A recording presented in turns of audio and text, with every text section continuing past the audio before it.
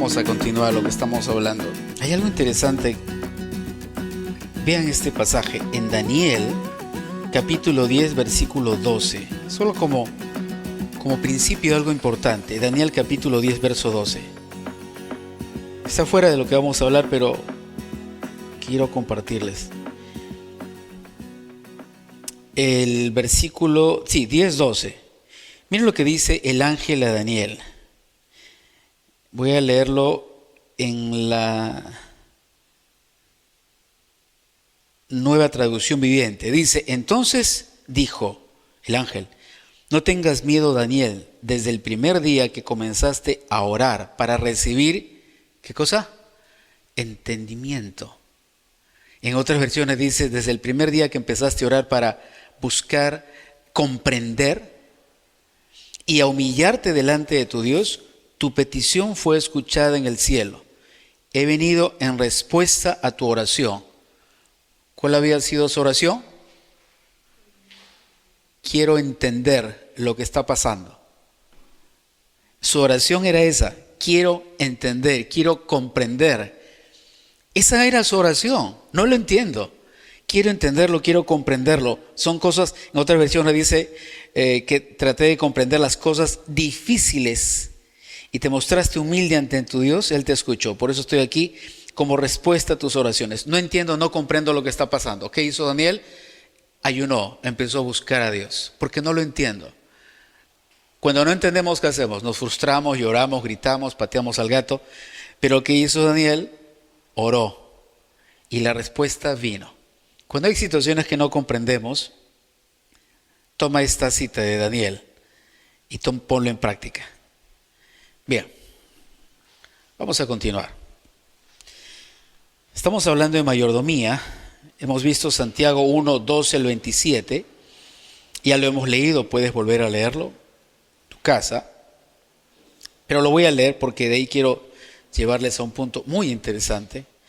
Bienaventurado el varón que soporta la tentación, porque cuando haya resistido la prueba recibirá la corona de vida que Dios ha prometido a los que le aman. Cuando alguno es tentado, no diga que es tentado de parte de Dios, porque Dios no puede ser tentado por el mal, ni Él tienta a nadie, sino que cada uno es tentado cuando de su propia concupiscencia es atraído y seducido. Entonces la concupiscencia, después que ha concebido, da a luz el pecado, y el pecado, siendo consumado, da a luz la muerte.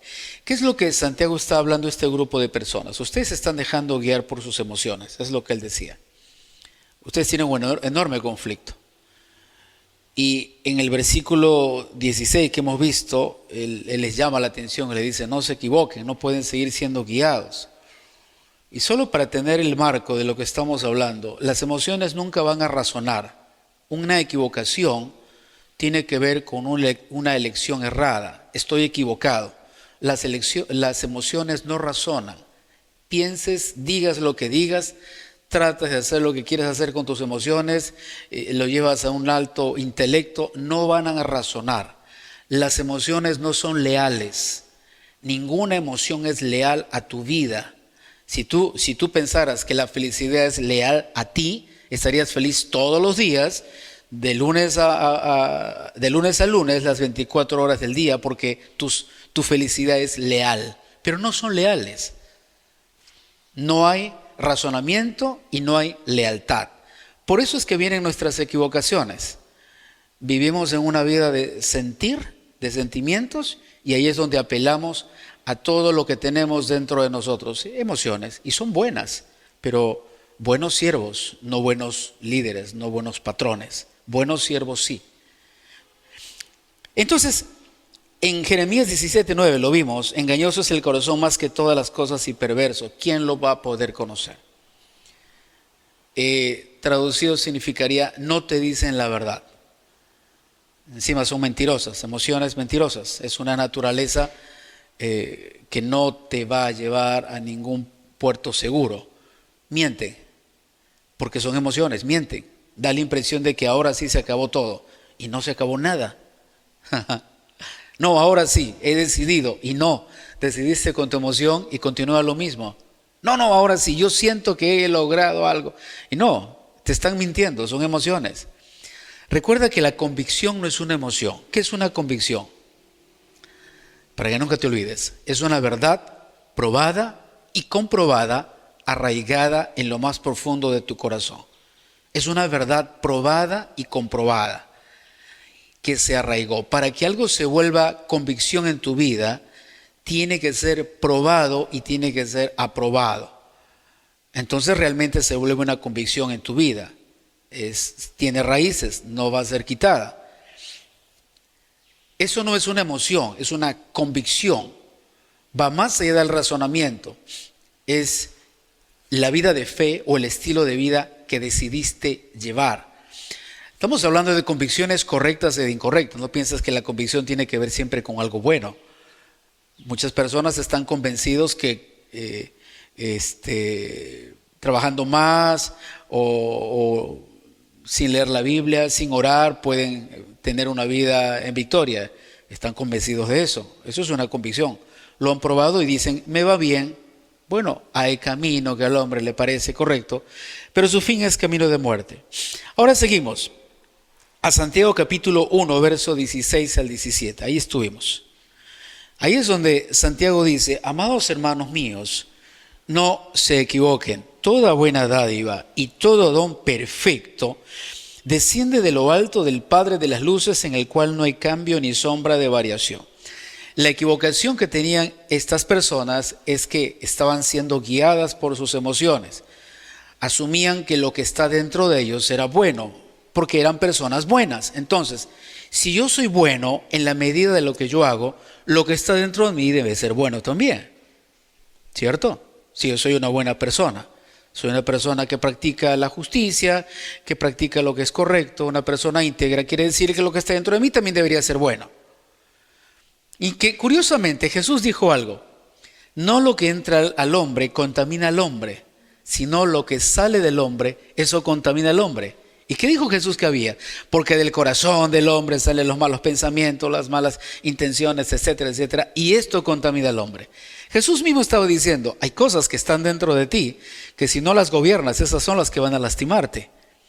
Ahora, en Santiago 1:16 estuvimos hablando esto esta semana, vamos a ahondar un poco más en esto.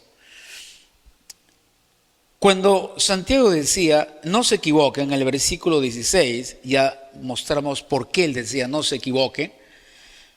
En el versículo 17, él menciona dos cosas, lo bueno y lo perfecto. Toda buena dádiva, dádiva como regalo, y todo don como regalo, como obsequio perfecto, desciende de lo alto, del Padre de las luces, en el cual no hay mudanza ni sombra de variación. Y estuvimos hablando de lo bueno. Hablamos de lo bueno. A mí me interesa eso que es bueno. Vimos 4 puntos interesantes de esa palabra bueno. Bueno en el sentido moral de Dios. Eso es el primer punto que vimos. Es bueno en el sentido moral de Dios. ¿Qué significa? Lo que Dios dice que es bueno, eso excluye radicalmente a la opinión de las personas o de aquellos que me rodean. Eso excluye a mi cultura, eso excluye a la forma de vida de mi país, eso excluye a las cosas que me dijeron que eran buenas. Excluye todo esto.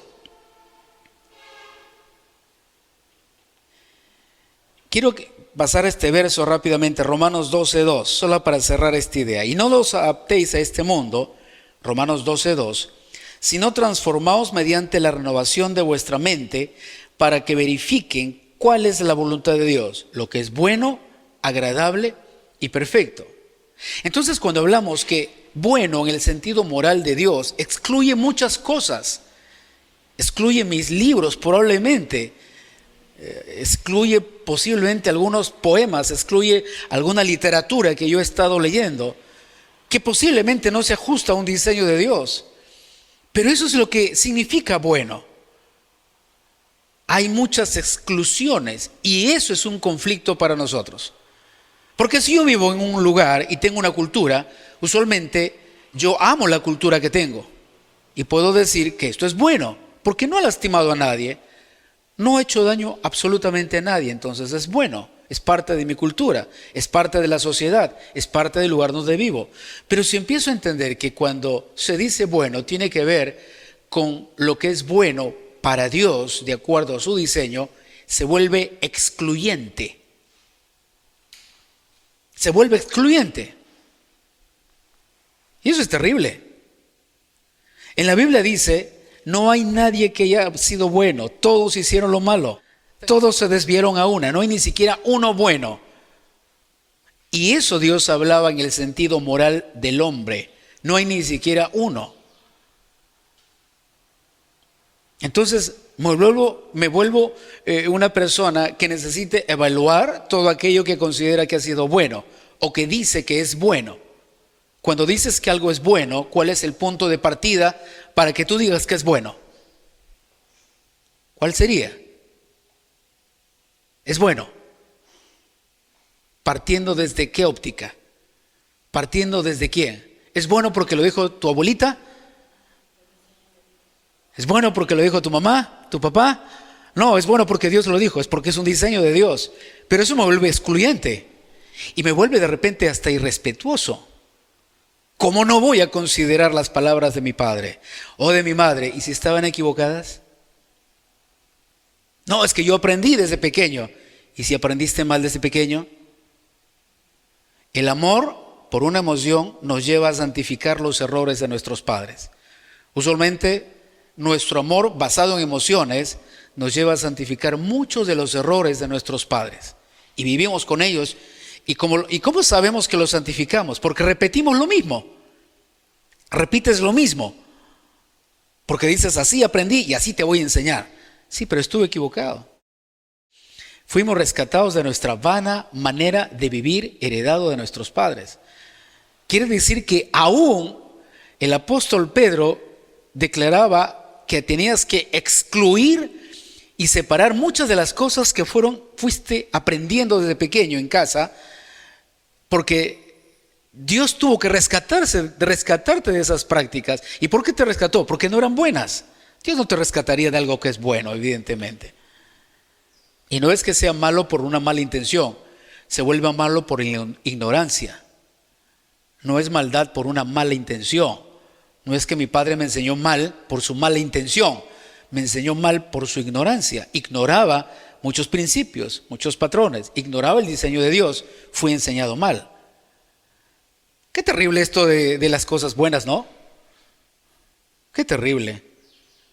O sea, ahora, ¿cómo evalúo? ¿Cuál es mi filtro? Por eso les dije, tenemos que saber cuál es nuestro filtro. La palabra de Dios, el diseño de Dios, el corazón de Dios. Y si tú lees desde Génesis hasta Apocalipsis, tú vas a ver el único corazón de Dios. Dios no cambia, es el mismo. Es un diseño. El mismo que inspiró y que se reveló en el Antiguo Testamento es el mismo que inspiró y que se reveló en el Nuevo Testamento. Entonces tú ves una constante, es un Dios lleno de amor, es un Dios perfecto, es un Dios maravilloso. Ahora si seguimos en este punto de bueno, que se vuelve excluyente, porque es en el sentido moral de Dios, y eso es lo que yo tengo que enseñar a mis hijos. Si piensas que yo soy bueno, no, yo soy malo, no te equivoques. Soy malo, el único bueno es Dios. Porque yo soy malo comparado con la naturaleza, con la santidad de Dios. Pero Dios me perfeccionó, Dios me ha perdonado y Dios ha cambiado mi naturaleza. Entonces, por Él yo tengo una característica diferente. Lo segundo que hemos visto, ya hemos visto lo que es bueno en el sentido moral de Dios, que lo vuelve excluyente, que se vuelve excluyente de muchas situaciones, aprendizajes, formas de vida, personas, etc. Lo siguiente que hemos visto es que es útil para el propósito de mi vida, es de gran utilidad, significa útil para el propósito de mi vida. Claro, ahí viene un enorme conflicto. Bueno, si tú encuentras, por ejemplo, una flor, lo único que hace la flor en su vida será expresar su belleza, su naturaleza, reproducirse y mostrar esa belleza. Esa es su función. Pero por lo menos la flor lo tiene claro. tiene claro cuál es el propósito de su vida. Si tú le preguntas al sol, ¿cuál es tu propósito? Bueno, él lo tiene también claro. Soy un sol e irradio luz para que tengas estaciones en la tierra, para que te dé calorcito y no te dé frío. Lo tiene claro. Y si yo te pregunto, ¿para qué naciste? ¿Cuál sería tu respuesta? Yo lo sé, para cumplir mi propósito. ¿Cuál es, pues? El sol lo sabe, la flor lo sabe, el pajarito lo sabe, los peces lo saben, nosotros lo sabemos. Por eso, si hablamos que es bueno, quiere decir que es de gran utilidad y propósito para mi vida. Quiere decir que esas cosas buenas van a ayudar a que desarrolle el propósito, las capacidades, las habilidades que Dios me ha dado. Pero si no sé cuáles son, no los tengo claro, yo podría asumir que cualquier cosa que viene a mi vida va a ayudarme en lo que yo quiero. A veces pensamos que propósito tiene que ver con lo que yo quiero. O sea, al final se vuelve como un capricho. Entonces, el propósito no es un capricho. No es caprichosa, es una necesidad caprichosa, un pedido caprichoso para hacer algo. Porque el capricho termina rápidamente. Una vez que obtuviste algo, no, ya, ok, se acabó tu capricho. A veces pensamos que el propósito tiene que ver con eso. Entonces, cualquier cosa que pueda venir y que se presente quiere decir que va a satisfacer un capricho, porque pienso que un capricho tiene que ver con el propósito de vida. Eso tiene que ver con lo que tú harás durante el resto de tu vida aquí en la tierra. Si tú eres un creyente, eres un hijo de Dios, significa que ahora el propósito por el cual existes es único y especial y lo harás hasta el último día de tus días aquí en la tierra. Pablo lo tenía claro. ¿Saben qué dijo Pablo? Para mí, el vivir es Cristo y el morir es ganancia. Posiblemente, si tú ves los 5 ministerios en Efesios capítulo 4, los 5 ministerios del Evangelio, primero apóstol, profeta, evangelista, pastor y maestro, tú dirías, bueno, ellos lo tienen fácil, ya saben cuál es su función, es su propósito. Algo que siempre enseñamos es nuestras habilidades de alguna manera nos marcan y nos muestran la calidad del propósito por el cual existimos. Hay ciertas habilidades propias, innatas, como dones del Padre, que nos han sido dados para que tú puedas mirar qué es lo que harás durante el resto de tu vida, qué te va a acompañar durante el resto de tu vida. Esas habilidades nos dejan ver un poco la razón por la cual existimos, pero yo no vivo para mis habilidades. La Biblia da un principio también para que te ayude. No estamos dándole propósito, pero te estoy dando muchas ventanas. ¿Qué dice la Biblia? Todo lo que respire, alabe a Dios.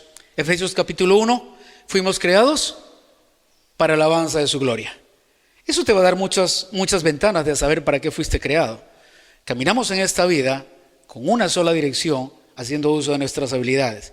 Pero dice que serán útiles para el propósito de mi vida. Va a ayudarme en aquello que haré toda mi vida, en aquello que voy a desarrollar toda mi vida. Dios me va a entregar estas cosas buenas. Lo tercero que hemos visto es que da honor, dignidad, da realeza. Esto lo hablamos un poco el miércoles también. Otorga honor, dignidad y realeza. ¿Qué significa? No fue creado para humillarte. Las cosas buenas que Dios te ha dado no fueron creadas para humillarte, rebajarte, quitarte la autoestima hasta el punto en que no tengas valor alguno. Las cosas que Dios nos ha dado no tienen esas características. No fueron creadas para humillarnos o para lastimarnos. No. Por eso otorga honor, dignidad. Me siento digno haciendo esto. Uno podría pensar que Esteban, cuando estaba siendo apedreado, uno podría decir, no es digno que un hombre de Dios muera apedreado. No es digno que un siervo de Dios muera de esas características, porque la idea nuestra de un siervo de Dios, ¿cuál sería? No, pues que haya cientos de ángeles, haya una luz angelical y el hombre parta a la presencia de Dios. Bueno, ni tu maestro, nuestro maestro, tuvo ese final. Él murió en la cruz y de una manera terrible. Muchos pensamos que cuando Esteban moría apedreado, estaba perdiendo la dignidad. Y no es cierto, por una sencilla razón. ¿Sabes lo que él dijo antes de morir? Veo los cielos abiertos, al Hijo de Dios sentado a la diestra del Padre. Eso es honor, eso es dignidad. ¿Tú podrías decir que has visto los cielos abiertos? ¿Que has visto al Hijo de Dios sentado ahí en su trono? ¿Tú lo has visto? ¿Tú lo has visto? Entonces, ¿cuál indignidad? ¿Cuál sacrificio? Es más, se dio el lujo de decir, Señor, perdónalos, no les tomes en cuenta este pecado. No les tomes en cuenta. No saben pues lo que están haciendo. Lo mismo que hizo Jesús. Entonces, cuando hablamos de honor, que otorga honor y dignidad, no me está rebajando. Las cosas buenas que Dios me da no me disminuyen como hombre ni como mujer. No me tiran al suelo, no me espantan, no me restan la fuerza. No tiene que restarte fuerza porque te da honor, te da dignidad. Y una palabra que usamos es realeza, porque proviene de Dios. Es una característica de Dios. Recuerden ustedes la figura del sacerdote en el Antiguo Testamento. ¿Cómo vestía el sacerdote? Andrajoso, ¿verdad? Andrajoso, porque era un siervo de Dios, tenía que andar andrajoso, tenía que andar arrastrándose. No. Si lees Levítico vas a darte cuenta la manera en la que Dios ordenó que el sacerdote se vista. No era simplemente una apariencia, era un simbolismo de lo que significaba un creyente, un hijo de Dios, un sacerdote delante de Dios. Y una de las características era el efod de lino. El efod es una tela muy delgada, muy delicada, que no produce calor alguno. Y el simbolismo significaba que en Dios, cuando tú desarrollas tu propósito, cuando tomas lo bueno que es de Dios, se siente fresco. Puedes caminar sin fatigarte. Puedes andar en el poder de Dios. No necesitas estar arrastrándote, ni suplicando, ni humillándote, porque Dios te ha dado realeza. Al ser su hijo, esa realeza proviene de Dios. Son características que Dios en las cosas que Dios te ha dado, hay características divinas. Por eso no podemos considerar poca cosa lo que viene de Dios. Siempre hemos hablado, el valor de las cosas radica en la naturaleza del que te da las cosas. Si vino de Dios, vale mucho. Pero es una cosita, vale mucho. Por eso Jesús enseñó y dio el ejemplo. Si tuvierais fe como una pequeña semilla de mostaza, dirías este monte, quítate y échate al mar y sería hecho. Dio el ejemplo de algo muy pequeño. Así vienen las cosas de Dios. Como una semilla. ¿Qué dice la Biblia? Dios da semilla al que siembra. No dice Dios da frutos. Dios da semilla al que siembra. Hay una intervención mía de mayordomía para que se produzca el fruto. Así de pequeño vienen las cosas de Dios. Claro, usualmente despreciamos lo que es pequeño porque no es grande. Tú lo desprecias porque mides las cosas que Dios te da como mide el mundo. El mundo compara lo que tiene y dice mi carro es más grande. No, mi carro cuesta más. Mi casa es más grande. Tu casa es tan grande como la mía y comparamos por lo que vemos. ¿Recuerdas Samuel? El hombre mira lo que tiene delante, pero Dios ve el corazón. No desprecies las cosas que vienen de Dios, aunque sean muy pequeñas a tus ojos. En tu percepción es pequeño, en los ojos de Dios no. No desprecies los 5 panes y los 2 peces. Esto hablamos hace un domingo en una reunión. Estamos acostumbrados a vivir con los 5 panes y los 2 peces. Eso es pobreza. Los 5 panes y los 2 peces no servían para la multitud de personas que tenían hambre. Pero cuando se pusieron en las manos de Dios, entonces ahora sí valía. Los 5 panes y los 2 peces fueron las semillas que Dios te dio, pero había que hacerlas producir. En las manos de Dios alcanzó para más de 5,000 personas, sin contar los niños y las mujeres. Entonces no puedes vivir en los 5 panes y los 2 peces. Tampoco puedes despreciar los 5 panes y los 2 peces. Tienes que ponerlo en las manos de Dios para que esos 5 panes y 2 peces, que son semillas de Dios, se multiplique. Todas las cosas en Dios se vuelven buenas, abundantes, prósperas, fértiles, de manera excesiva hasta no poderse contar. Todas las cosas en Dios se vuelven así, abundantes, prósperas, fértiles, de manera excesiva hasta no poderse contar. Y aquí es donde vamos terminando los 4 puntos. Fue aprobado por Dios. Cuando hablamos de algo bueno que viene de Dios, quiere decir que fue aprobado por Dios. Fue aprobado por Dios. Esto es muy interesante. Si Dios lo probó, quiere decir que es bueno, ¿cierto? Amén. Todos decimos amén. Si Dios lo probó, es bueno. ¿En qué perspectiva es bueno? ¿Bajo qué óptica? ¿La tuya o la de Dios? Entonces podría ser que no es bueno bajo tu óptica, ¿cierto? Podría ser, no es bueno. Entonces, si no es bueno bajo tu óptica, no vino de Dios, ¿verdad?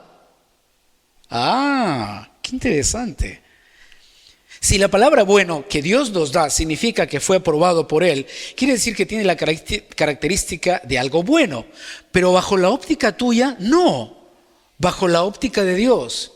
De la forma en la que Dios ve que es bueno. Y en gran manera. Entonces eso crea un conflicto en mi vida. Porque hay cosas que yo podría decir, no son buenas para mí. Eso no es bueno. A ver, ¿y cómo consideras que no es bueno? ¿Cómo lo consideraste? ¿De qué manera dijiste, esto no es bueno, no viene de Dios? ¿Qué óptica usaste? ¿Cuál fue tu filtro? ¿Cómo lo usaste? ¿Cómo llegaste a esa conclusión? ¿Cómo llegaste a esa conclusión? ¿Cómo llegaste a esa conclusión? Eso es muy interesante. Cuando Dios llama las cosas buenas y significa que fueron aprobadas por Dios, significa que Dios, bajo la óptica de Dios, es bueno para ti. Es bueno para ti. Los tratos de Dios, la manera en la que Dios trata con nosotros, no es en serie. ¿Acaso todos ustedes van a morir apedreados como Esteban?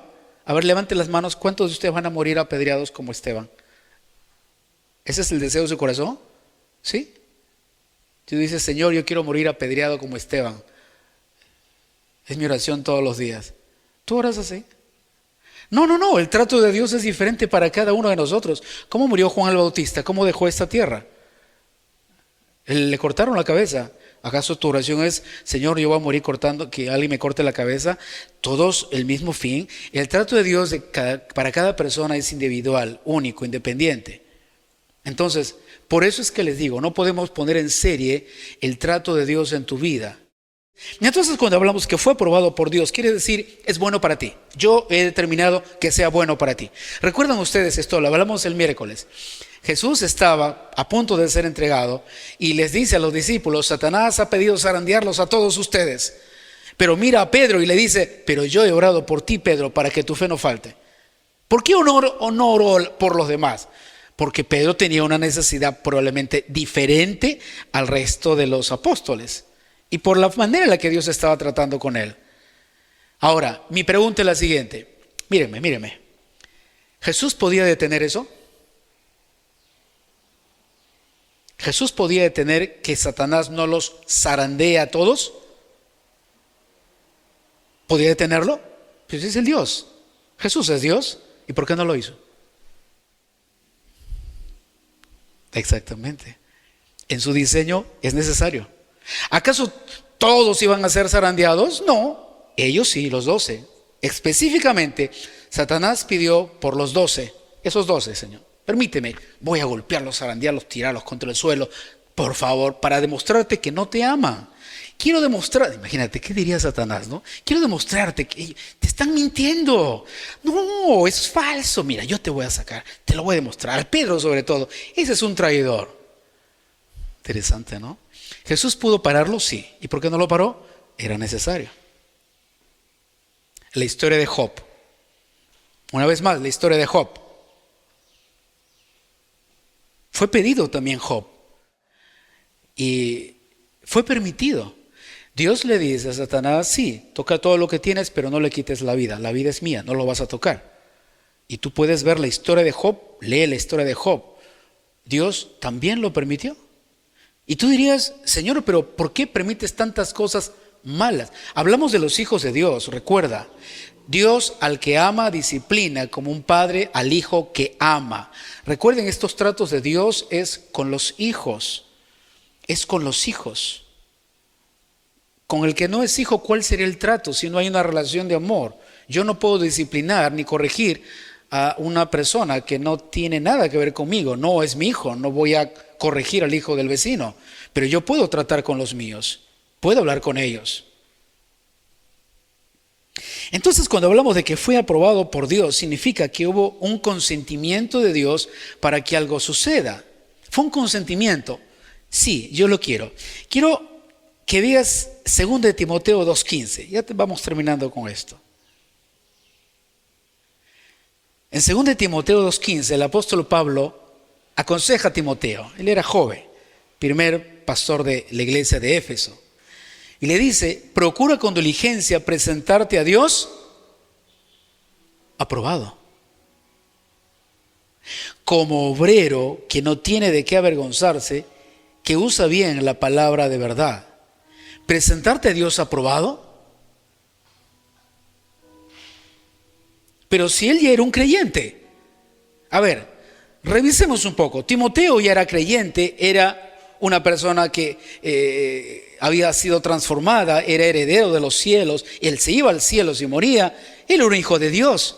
Pero ¿por qué se le dice, procura con diligencia, diligencia es con cuidado, presentarte a Dios aprobado? ¿Yo podría presentarme a Dios desaprobado? ¿Por qué el consejo de Pablo a Timoteo fue procura, hazlo, ocúpate? Por eso le dice, usa la palabra con diligencia. La palabra diligencia es sé cuidadoso. Hay muchos versos en el libro de los Salmos. Porque al que a Dios agrada, ¿tú has escuchado esa palabra? Y agradó a Dios su conducta. Y fue agradable delante de Dios. Yo les hago una pregunta, de una manera, una comparación muy simple tal vez y que no vale. Cuando mi hijo me agrada, ¿qué desata de mí? Cuando él me agrada, ¿qué desata de mí? Bendiciones. Exactamente. Cuando mis hijos me agradan, desatan de mi boca bendición. ¿Acaso no estoy todo el día, hijo, eres bendito, eres bendito, eres bendito? Todo el día no estoy pues haciendo eso. Pero cuando ellos hacen algo que me agrada, desatan bendiciones de mi boca sobre él. Palabras. ¿Por qué Pablo le decía, esto es clave, no te lo puedes perder? ¿Por qué Pablo le decía a Timoteo, procura presentarte a Dios diligentemente, aprobado? Sé cuidadoso para que Dios te apruebe. Porque Pablo sabía algo muy importante. De Dios vienen todos los premios, los obsequios, las bendiciones, las puertas abiertas. De Dios proviene todo. Entonces, cuando tú agradas a Dios, hay algo que Dios empieza a desatar sobre tu vida. Somos herederos de muchas cosas por ser hijos de Dios. Pero hay algo especial que Dios hace en nuestra vida. ¿Has leído cuando la Biblia dice, el bien y la misericordia me seguirán todos los días de mi vida? ¿Cuándo? Cuando desagradas a Dios, ¿verdad? Los bienes y la misericordia me seguirán todos los días de mi vida, porque he decidido agradar a Dios. El desagrado produce conflictos. Pablo estaba advirtiéndole a Timoteo, no tengas conflictos con Dios, no te va a ir bien. No tengas conflictos con Él, porque no estás en el cielo, estás en la tierra. Mira, tú eres salvo, pero hasta que no te lleven, estás en la tierra. No tengas conflictos con Dios. Entonces Pablo le decía, procura con diligencia presentarte a Dios aprobado como obrero que no tiene de qué avergonzarse, que usa bien la palabra de verdad. Voy a darte este significado y aquí terminamos, de esa palabra aprobado. Cuando Pablo decía, y hay muchos versos también que se usan, cuando hablamos de la aprobación de Dios, que las cosas buenas fueron aprobadas por Dios, es exactamente este significado. Te voy a dar 3, que está de acuerdo con sus pensamientos. El primero, cuando dice, preséntate a Dios aprobado, significaba que esté de acuerdo a los pensamientos de Dios. Ay, tú dirías, ¿y yo cómo sé qué piensa Dios? ¿Cómo sabes qué piensa Dios? No hay que ser adivinos, esta es la palabra pues, así piensa Dios, por su palabra. Lo primero es estar de acuerdo a sus pensamientos. ¿Estar de acuerdo a los pensamientos de Dios? Sí, y tiene mucho que ver con primera de Juan, creo que es 5:17, si pedimos algo conforme a su voluntad. Primera de Juan 5:14, ¿verdad? Si pedimos algo conforme a su voluntad, Él nos oye. De acuerdo a sus pensamientos, Él nos oye. Lo segundo es de su agrado, que sea agradable a Dios. ¿No has leído en la Biblia que Dios mira de lejos al altivo? Literalmente significa Dios no le presta atención porque no es de su agrado. Oh, esto es muy serio, por favor, es muy serio. Y solo estamos a 2 Timoteo 2:15.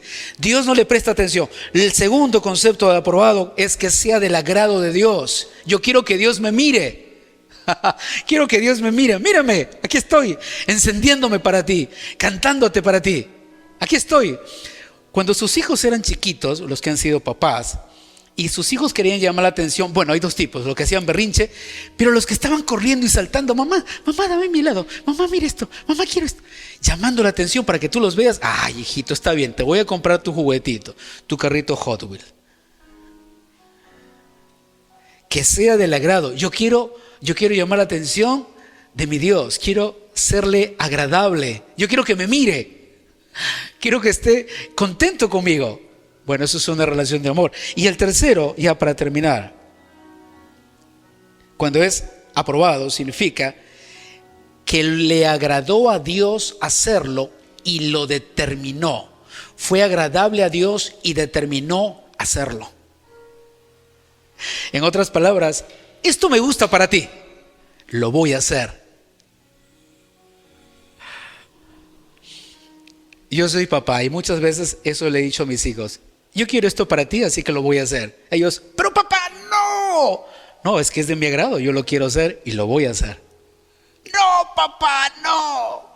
Es que es de mi agrado y ya determiné hacerlo. ¿Y lo hago? Sí, lo hago. Qué interesante esas 3 palabras. Recapitulando, que está de acuerdo a mis pensamientos, está aprobado, está de acuerdo a los pensamientos de Dios, es de su agrado y al ser agradable determinó hacerlo. Yo he determinado que esto sea para ti, que esto suceda contigo. He determinado esto para ti. Muchas veces he tenido que cambiar mi oración porque Dios me decía, estás orando mal. Yo he determinado esto en esta situación. No sigas orando así porque no la voy a responder. Pero yo oraba mal porque yo iba de otra forma, entendiendo las cosas buenas que eran para mí. Pero si Dios lo determinó, interesante, ¿verdad? Que sea aprobado. Si Dios lo aprobó, es bueno. Y posiblemente no te guste, pero Dios lo aprobó para ti. Cierra tus ojos, por favor, ahí donde estás. Señor, te damos las gracias por tu maravillosa palabra. Vivimos por ella. Somos edificados por ella. Gracias por las cosas que tú has aprobado para nuestra vida. Gracias por todas esas situaciones que tú trajiste a nosotros. Por aquellas personas con las que nos has conectado. Gracias. En tu decisión siempre será perfecto. Gracias por todo aquello, Señor, que tengo. Sabemos, Señor, que tú nos amas y que tú tienes planes de bien y no de mal, para darnos un futuro y una esperanza. No vamos a despreciar las cosas que provengan de ti, porque ahora entendemos que no salen de nuestro corazón, vienen del tuyo. No están en nosotros, provienen de ti. Gracias por todo lo que has planeado para nuestra vida. Abre nuestros ojos y danos sabiduría para entenderlo, para comprenderlo. Así como Daniel oraba y se humillaba delante de ti para entender las situaciones. En este tiempo, Señor, oramos y nos humillamos delante de ti para entender las cosas que vienen de ti, que tal vez no lo hemos visto, no lo hemos entendido y tal vez estamos peleando por ello. Si has determinado algo sobre nuestra vida, lo tomamos, lo aceptamos y no vamos a discutir.